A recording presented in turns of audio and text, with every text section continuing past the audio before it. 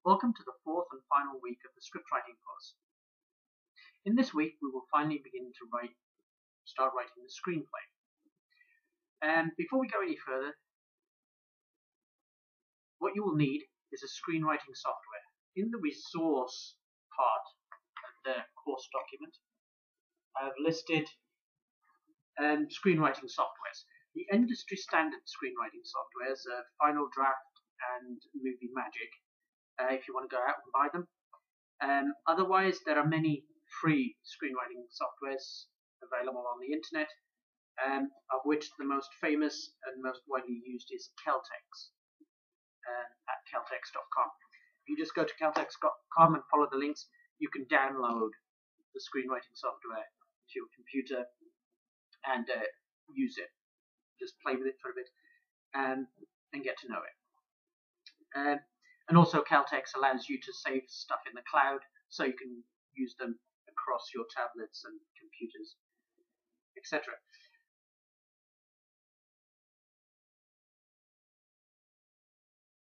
Okay, so week 4, we are going to look at the first 10 pages of your screenplay. This is immensely important. I've heard it from development execs, from producers, from directors, from literary managers in theatres, and from people who run playwriting, screenwriting competitions, that they will only ever read the first 10 pages of the screenplay, and either they are interested and engaged in the story within those 10 pages, or they will stop reading. Those 10 pages are amazingly important. So let's look at the first 10 pages. The best way to engage someone's attention when writing a story is to give them a character they find intriguing, who faces a dilemma that is interesting. I work as a script reader and a script editor as well, and I read so many scripts where either somebody will be shot in the first page or something will explode.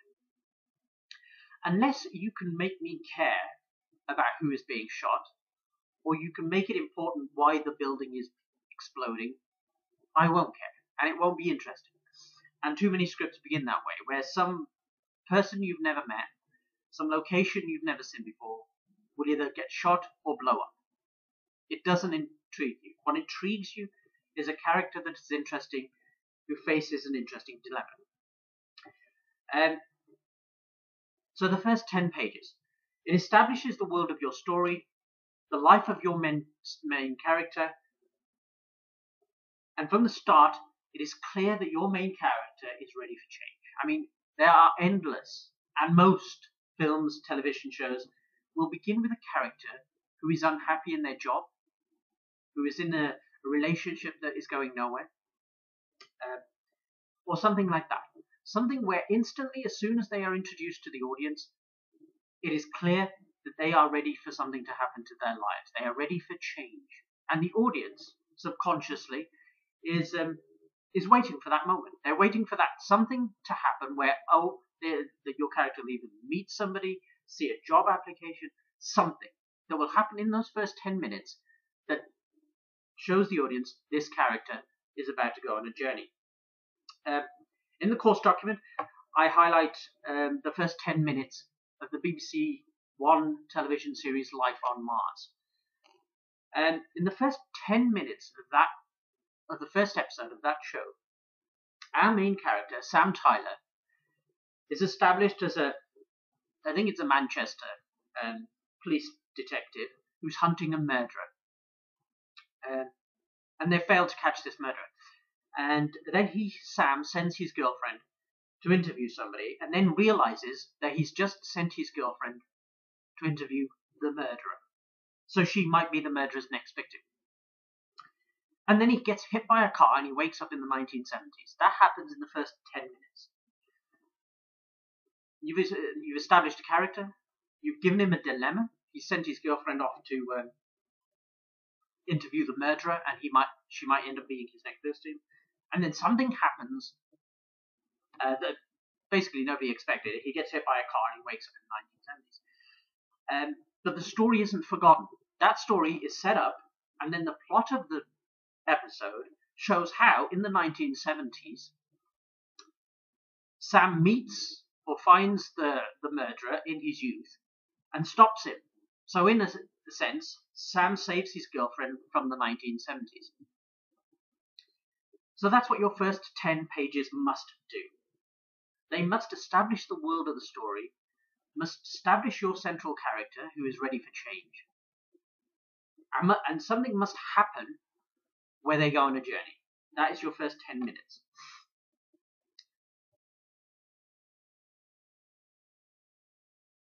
So in the first 10 minutes, especially if you're writing a TV drama, it's going to be broken down into scenes.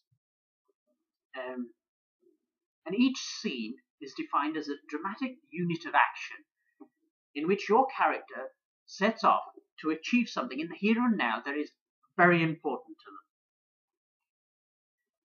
them. You can watch your favorite TV shows, watch your favorite films, and see how the scenes work. And another way to look at scenes is they always begin at the last possible moment and end as early as possible.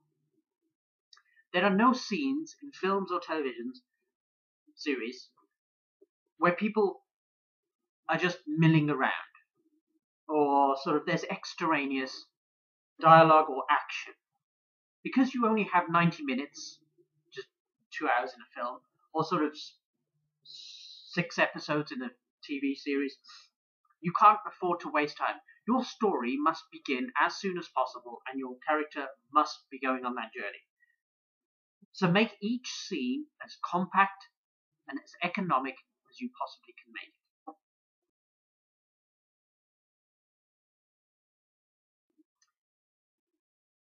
Now, each scene of your film or TV series will contain dialogue.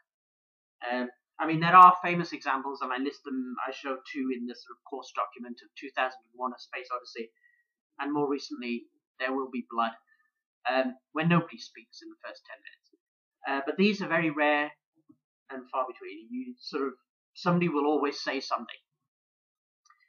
Dialogue is a very tricky thing. You must never ever use dialogue to explain the plot. It should never be on the nose, i.e., a character never says what they feel exactly when they feel it. And it should never be superfluous. People do not walk in and start talking about the weather unless whatever they're saying is integral to your plot, integral to your story. People do not spend 5 minutes talking about the weather in a film or a TV series. It doesn't happen. The dialogue is very compact and it is very precise. So what your dialogue should always contain is subtext. People never say exactly what they mean. There will always be an ulterior motive. They will always be trying to get something out of another character, or trying to find information, or trying to say something in a subtle way, or they're just governed by their own needs and desires. So your dialogue must contain subtext. Your dialogue must sound naturalistic, even though it is a construct. It must sound like it is superfluous. It must sound like it is the way people speak, but it cannot be. It is a construct. You're basically informing the audience of something that is important to your story. And your dialogue must always reveal something about your character. Your characters will never speak to each other in exactly the same way. Your character doesn't speak to his wife in the same way as he speaks to his mother. Or your character doesn't speak to her children in the same way as she speaks to her friend down the street. They don't. Dialogue is very specific. And that's what you must... The more specific you can make it, the more colourful, inventive you can make your dialogue in those first 10 pages, the more it reveals about the characters, the more the characters are engaging. So your first 10 pages. Set up the world of your story, set up your main character, have something happen to them that will set them off on that journey. Make sure your scenes are compact and only exist to move the story forward. Do not have any extraneous scenes. Make your dialogue as sharp, inventive, full of subtext, full of character as you can possibly make it. And that will engage an audience. That will engage your reader, the script editor, the producer, the exec, whose desk your script comes across. So basically, that is the final exercise of this 4-week course. Write your first 10 pages and make them as amazing as you can.